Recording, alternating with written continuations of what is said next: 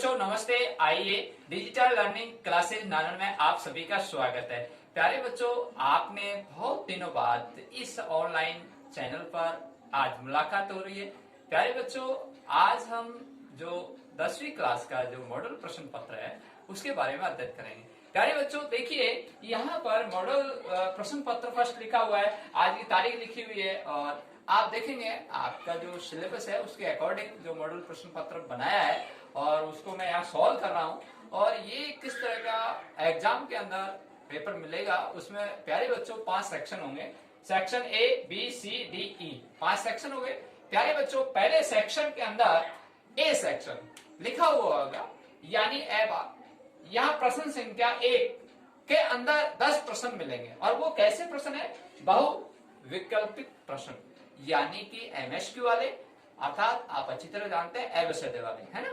तो देखिए प्यारे बच्चों, मैं आपको पहला क्वेश्चन आपको समझाता हूं और किस तरह का मैंने बनाया है उसके बारे में आपको बताता हूं। ये मॉडल प्रश्न पत्र मैं बनाया है, आप देखेंगे, इसका अध्ययन करेंगे।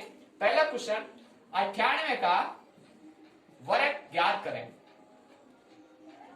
ठीक है, अब देखिए प्यारे बच्चों, इसमें यहां एबीसीडी में लिखा होगा इस तरह से 96,904 और बैक के अंदर लिखा होगा 9804, के अंदर लिखा होगा 9504 और बैक के अंदर लिखा होगा 9404।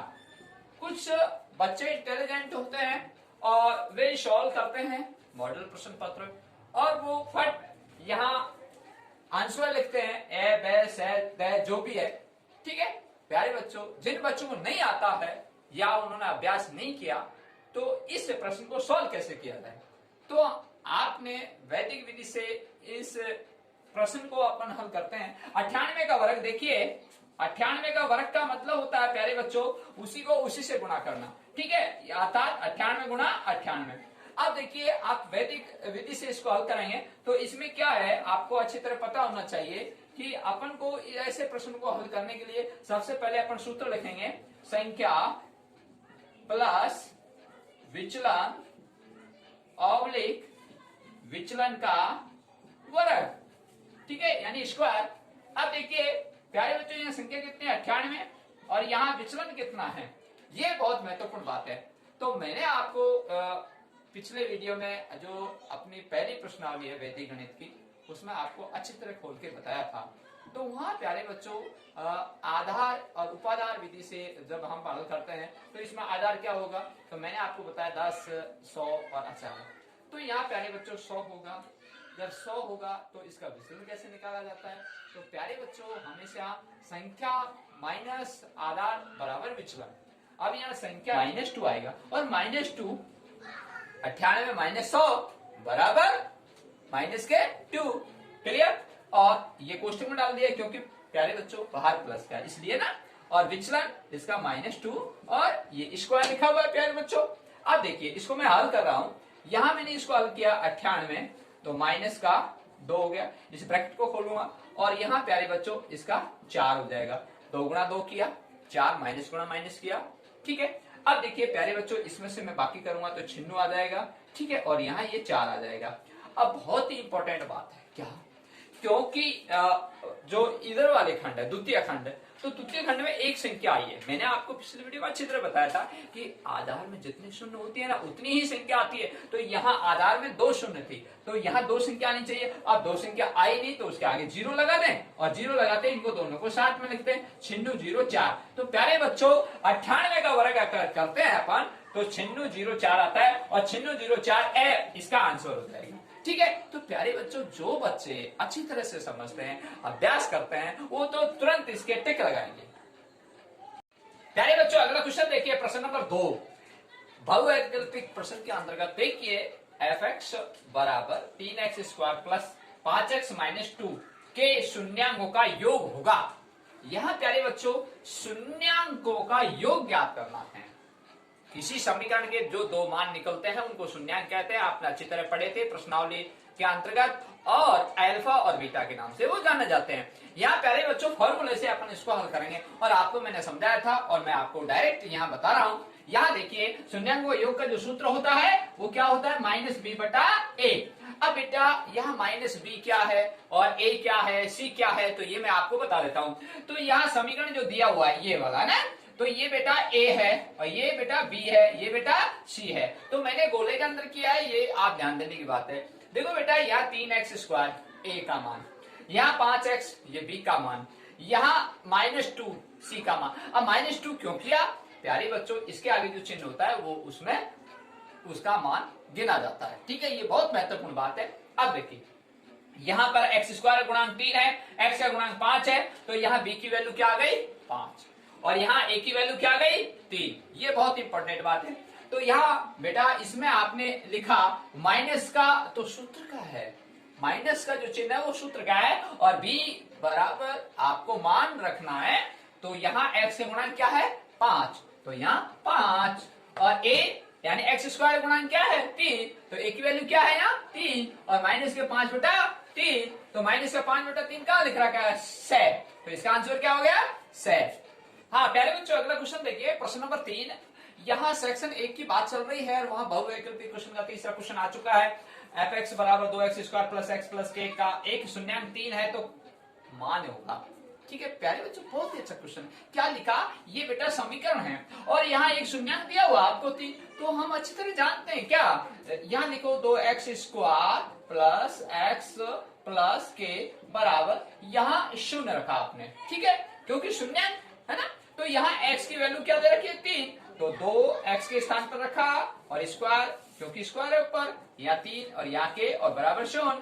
अब यहाँ स्क्वायर है तो इसका वर्ग होगा और ये 9 और 9 गुणा 2 की 18 + 3 + k बराबर 0, तो यहाँ 21 और प्लस k बराबर 0। अब बेटा इसको मैं ट्रांसफर कर रहा हूं 21 को, क्यों चर अचर पद होते हैं ना, ये अचर और ये अचर और ये चर। ठीक है, तो अचर पद को ट्रांसफर कर रहा हूं तो बेटा प्लस का है, इधर गया माइनस हो गया, -21, तो k की वैल्यू -21, तो यहाँ एक शून्यांक है तो उसका मान होगा, तो k की वैल्यू निकल गई यहाँ -21 और इसका है आंसर। हाँ प्यारे बच्चों अगला क्वेश्चन देखिए, सेक्शन 1 के अंतर्गत चौथा क्वेश्चन, sin² π/3 + cos² π/3 का मान होगा और आपको एबीसीडी दिया हुआ है, a में 1, b में √3/2, ये 1 है प्यारे बच्चों। ठीक है, और b में √3/2, c में 1/2 है, b में 0 है। अब प्यारे बच्चों इसको हल कैसे करेंगे, यहाँ आपको sin² और π/3 दे रहा है, ये रेडियन में है और इसको हम डिग्री में बनाएंगे। तो प्यारे बच्चों आपको अच्छी तरह ज्ञात होना चाहिए, आपको प्रश्नावली में समझाया भी था, 9th में भी आपको पढ़ाया था और इस चैनल के माध्यम से जो आपको वीडियो भेजे गए हैं और उनमें भी आप वीडियो में देख सकते हैं। अब यहाँ π/3 यानी कि पाई के स्थान पर आपको 180 रखना है और 180 में 3 का भाग देना है तो 60 हो जाएगा। क्या हो जाएगा, तो बेटा इसको इस तरह से हल करते हैं, तो यहाँ 60 हो गया, डिग्री में हो गया ये, और cos² और यहाँ 60 हो गया। अब ये डिग्री बन गई है। अब आपको सारणी के अंतर्गत जाना है, साइन 60 डिग्री का मान कितना होता है, वहां √3/2 होता है। ठीक है प्यारे बच्चों, अब आपने उसके अंतर्गत सारणी के अंदर से आपने मान लिखा और प्यारे बच्चों यहाँ स्क्वायर है तो इसके ऊपर भी स्क्वायर हो गया, क्योंकि साइन 60 डिग्री की वैल्यू ये है तो स्क्वायर लगा हुआ sin² तो आपने स्क्वायर लगा दिया, प्लस cos 60 डिग्री का मान कितना होता है, सारणी के अंदर 1/2 होता है, यहाँ प्यारे बच्चों स्क्वायर है तो आपने स्क्वायर लगा दिया। ठीक है, कोई दिक्कत नहीं, cos 60 डिग्री का मान सारणी के अंदर 1/2 होता है। तो अब आप प्यारे बच्चों इसका वर्ग होगा, तो मैंने आपको समझा रखा है, ये √3 गुणा √3 करते हैं तो रूट हट जाता है और यहाँ 3 और 2 का वर्ग किया 4, 1 का वर्ग किया 1 और 2 का वर्ग किया 4। तो मैंने आपको समझा रखा है कि हर समान होने पर ऊपर की संख्या तो जुड़ती है घटती है, तो यहाँ प्लस है जुड़ गई, तो 4/4 और 4 का भाग 4 बन गया 1, तो इसका आंसर क्या आ गया 1, तो ए आंसर। ओके प्यारे बच्चों अगला क्वेश्चन 5वां, ये काफी बार अपने को एग्जाम में देखने को मिलता है, ऐसा प्रश्न बोर्ड एग्जाम के अंतर्गत पूछा जाता है, शायद अब की बार भी ऐसा आ जाए तो, इससे संबंधित आ जाए तो, तरीका तो वही है, फॉर्मूला तो वही है, आइए आप समझते। यहाँ ऊर्ध्वाधर छड़ की लंबाई तथा उसकी छाया की लंबाई का अनुपात 1:√3 हो तो सूर्य का उन्नयन कौन होगा। प्यारे बच्चों इसको हल करने का तरीका, ये छड़ है, ठीक है, इधर सूर्य है प्यारे बच्चों, इसकी परछाई इधर जा रही है, ठीक है, ये इसकी परछाई इधर जा रही है, तो इसने क्या कहा कि छड़ की लंबाई और उसकी छाया की लंबाई का अनुपात ये है। ठीक है, तो प्यारे बच्चों ये 1/√3, तो इसको मैं अनुपात में 1/√3 था, तो 1/√3, लेकिन आपने इसी तरह से सीखा था, है ना, तो अपन कोई दिक्कत नहीं। आप देखिए, तो मैंने इसको पाइथागोरस में लेके गया और ये ट्रायंगल बन गया, ये समकोण बन गया, ये कर्ण हो गई, ठीक है, ये लंब हो गई, ये आधार हो गई। ठीक है प्यारे बच्चों, तो यहाँ 1 हो गया और ये √3 हो गया। कैसे हो गया? क्योंकि इसने क्या कहा, ऊर्ध्वाधर, ये ऊर्ध्वाधर है, उसकी छड़ की लंबाई है ना, और छाया, इसकी जो छाया गिर रही है इधर, तो इसकी लंबाई ये पड़ रही है ना, यहाँ इसका पॉइंट है। ठीक है, तो यहाँ तक इसकी लंबाई है इस छड़ की। ठीक है ना, तो मैंने इसको ट्रायंगल में और पाइथागोरस के हिसाब से इसको हल कर रहा हूँ। ये समकोण हो गया, ये कर्ण हो गया और ये लंब हो गया, ये आधार हो गया। अब जी बेटा लंब कैसे हुआ? थीटा के सामने की भुजा है ना, तो यहाँ दिया हुआ नहीं है, लेकिन आपने इसको माना। यस, अब आगे देखते हैं कि यहाँ लंब और बटे आधार, आपको ये दिया हुआ है लंब बटे आधार। अब लंब बटे आधार किसका सूत्र है? लाल बटे का कम गए, आप लाल बटे का कम गए तो tan का, tan थीटा बराबर लंब बटे आधार, और tan थीटा बराबर लंब बटे आधार क्या है? 1/√3 है। ठीक है, अब प्यारे बच्चों, अब आपने सारणी के अंदर गए, tan थीटा, जो थीटा की वैल्यू निकालनी है, क्योंकि इसने उन्नयन कोण पूछा है। सारणी में 1/√3, tan की लाइन में देखा तो थीटा बराबर 30 डिग्री होता है ना, तो tan 30 डिग्री का मान 1/√3 होता है। ये आपने सारणी के अनुसार देखा, तो यहाँ आंसर है। अगला क्वेश्चन, प्रश्न नंबर 6, बिंदु 0 और 5 की y अक्ष से दूरी ज्ञात करो। प्यारे बच्चों, मैंने आपको अच्छी तरह समझाया था कि इस ऐसे प्रश्नों में x और y के 2 मान दिए होते हैं, लेकिन समझना ये x और y कहाँ लिखे हुए हैं। प्यारे बच्चों, अंग्रेजी वर्णमाला में x पहले आता है, तो यहाँ ये x है और ये y है, तो ये x है और ये y है। अब प्यारे बच्चों, प्रश्न को हल करने का तरीका, y अक्ष से दूरी, तो मैंने आपको डायग्राम में आपको अच्छी तरह समझाया था कि y जो लाइन है वो खड़ी है ऊर्ध्वाधर, और x जो लाइन है वो आडी है, वो क्षैतिज रेखा है ना, आडी रेखा क्षैतिज रेखा है। तो प्यारे बच्चों, यहाँ खड़ी रेखा से क्षैतिज रेखा तक की दूरी ज्ञात करनी है, तो क्षैतिज रेखा पर कौन सा पॉइंट होगा? x, तो यहाँ x की वैल्यू लिखनी है। ये ध्यान रखना, y अक्ष से दूरी पूछे तो x की लिखनी, और x अक्ष से पूछे y की लिखनी, आपस में अपोजिट है, ये ध्यान रखने की बात है। तो यहाँ y अक्ष से दूरी पूछी तो 0 हो गई, और ये इसका आंसर है। प्यारे बच्चों, अगला क्वेश्चन 7वां, AB व AC पर DE इस प्रकार स्थित है कि DE BC समानांतर है।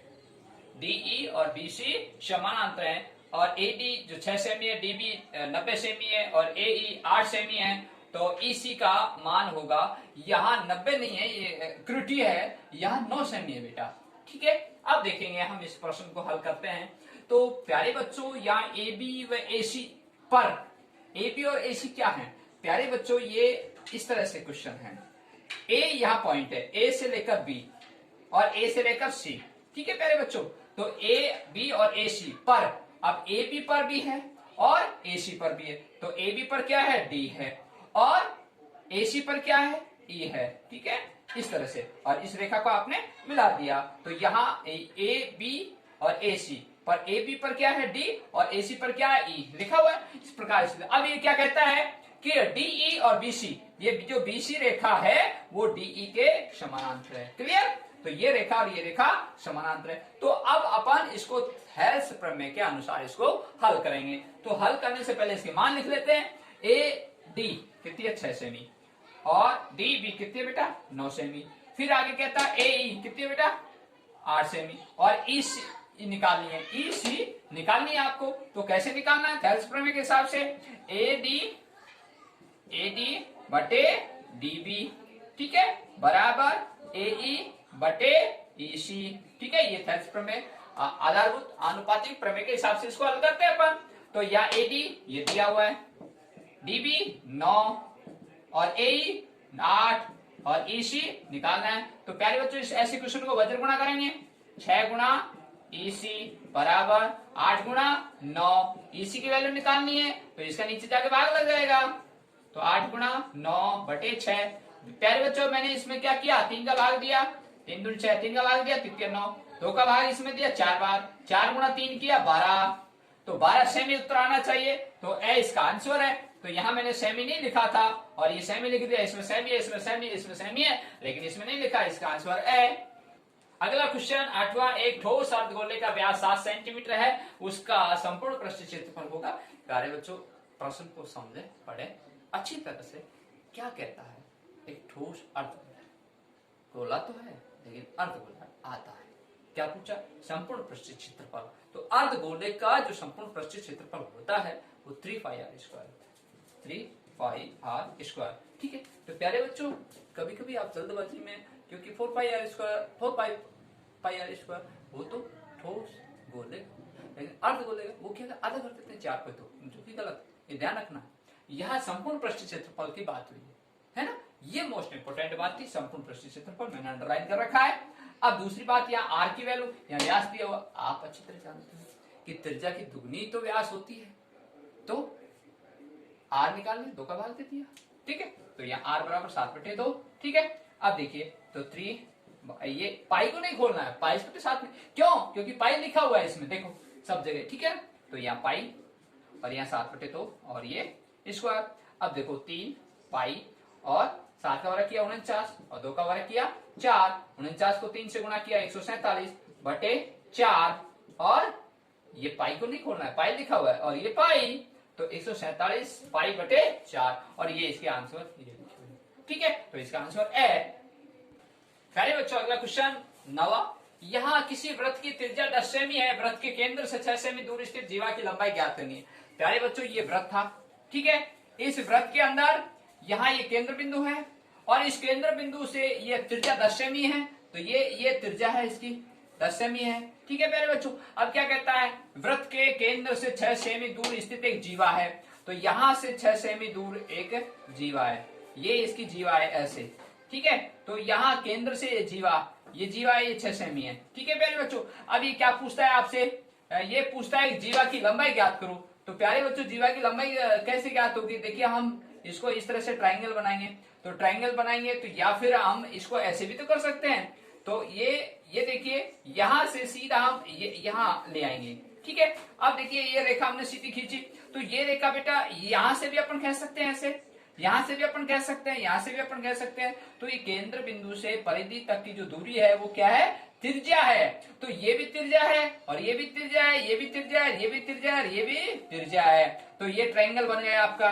ठीक है, तो ये 10 सेमी, ये 6 सेमी और ये इसकी वैल्यू निकालनी है। ठीक है, तो अब पाइथागोरस में चलेंगे, तो पाइथागोरस में चलेंगे, ये समकोण हो गया, ये कर्ण हो गया। ठीक है, ये लंब हो गया, ये आधार हो गया। ठीक है, अब आधार निकालना है मुझे, आधार स्क्वायर बराबर कर्ण स्क्वायर माइनस का लंब स्क्वायर। ठीक है बेटा, तो आधार स्क्वायर निकल जाएगा, क्या आएगा, कर्ण स्क्वायर 10 है, स्क्वायर लंब कितना है 6। ठीक है बेटा, 10 का वर्ग किया 100 और 6 का वर्ग किया 36, 100 में से 36 गए बेटा कितना है, यहाँ देखिए 100 में से 36 गए तो यहाँ ये 4 आ गए और यहाँ 10 में से 4 गए तो 6, तो 64 आ गए। तो बेटा इधर आधार स्क्वायर है तो स्क्वायर को मैं इधर भेजूंगा, रूट में हो जाएगा और ये वर्गमूल, रूट मीन्स वर्गमूल, तो 64 का वर्गमूल 8, तो आधार की वैल्यू तो यहां से लेकर यहां तक की जो रेखा है वो 8 है। ठीक है, अब यहाँ बात ये पूछी थी जीवा की लंबाई, तो ये आधी आई है, तो कैसे पता लगा आधी आई, क्योंकि आपने यहां से लेकर यहां तक की दूरी स्थित है, क्या, वृत्त के केंद्र से जीवा की दूरी, तो यहां से लेकर तो ये दूरी आई है, तो ये इसकी हाफ आई है। अगर मैं इसको दुगना कर दूंगा तो ये जीवा की टोटल लंबाई आ जाएगी। पता कैसे लगा कि आती है, क्योंकि केंद्र बिंदु से अगर कोई लंब डलता है तो वो जीवा को 2 भागों में बांटती है, तो 8 गुणा 2, तो 8 दूनी 16 और इसके आंसर 16, ये है उत्तर, और यहाँ 8 भी लिखा हुआ था। ठीक है, तो जल्दबाजी नहीं करें, प्रश्न को समझें, हल करें, बहुत ही अच्छा क्वेश्चन था।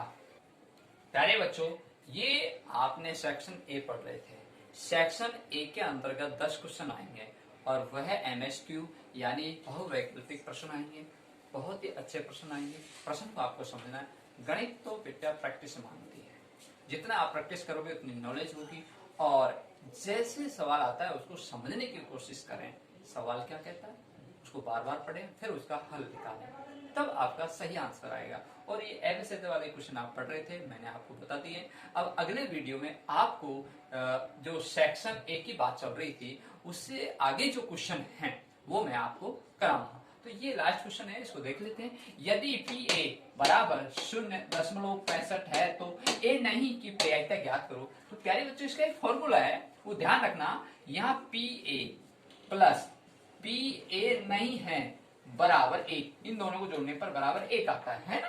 तो यहाँ पी ए की वैल्यू कितनी दे रखी है बेटा, 0.65 प्लस, और इसकी वैल्यू नहीं है, तो ये क्या लिखा, नहीं आने की प्रायिकता। मैंने बोला था नहीं है तो बराबर 1, तो इसको अपन निकालेंगे तो ऐसे तो निकालेंगे बेटा, तो 1 माइनस ये इधर ट्रांसफर कर देंगे, माइनस हो गया प्लस का 0.65। अब 1 में से 0.65 कैसे घटाते हैं, बहुत इंपॉर्टेंट बात जो आपने 5वीं 6वीं 7वीं 8वीं में पढ़ा था, और लेकिन कुछ बच्चे ध्यान नहीं देते हैं और वो बाकी नहीं कर पाते हैं और सीधा आंसर लिख देते हैं, जो कि गलत है। अब देखिए कैसे निकालते हैं बेटा, 1.00, दशमलव के बाद में 65 है, ये लिखा हुआ, दशमलव के बाद में, दशमलव के बाद में, दशमलव के बाद में, दशमलव से पहले क्या है बेटा, 0। अब इसकी बाकी हो जाएगी 5 और असल लगी ये 3, ठीक है बेटा, और ये असल लग गई, तो यहाँ दशमलव और ये 0.35, तो एक में से क्या 0, तो बेटा इसमें 0.35, ठीक है। तो प्यारे बच्चों कितने अच्छे क्वेश्चन थे। मैं उम्मीद करता हूँ आपके इस कोरोना काल में बहुत अच्छे ढंग से पेपर की तैयारी कर रहे होंगे, और मैं पूर्ण आशा करता हूँ कि आपके अच्छे से अच्छे नंबर आए। मैं पूरी कोशिश करूंगा इस चैनल के माध्यम से आपकी जो समस्या है उसको हर संभव कोशिश करूंगा। आप डिजिटल लर्निंग क्लासेस नानन पर कमेंट बॉक्स में लिखकर मुझे अवगत कराएं, मैं आपको तुरंत उस समस्या का समाधान करूंगा। सभी बच्चों को धन्यवाद।